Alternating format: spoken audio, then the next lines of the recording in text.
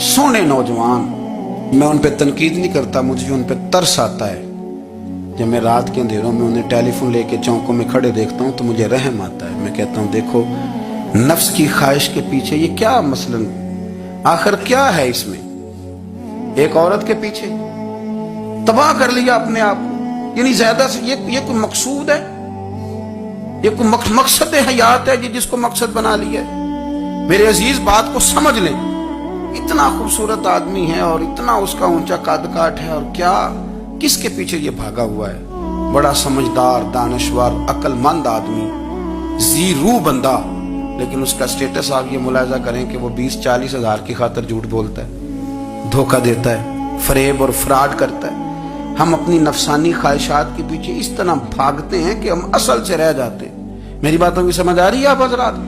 थोड़ा थोड़ा करके, एक एक करके इनकी बातें कम माने।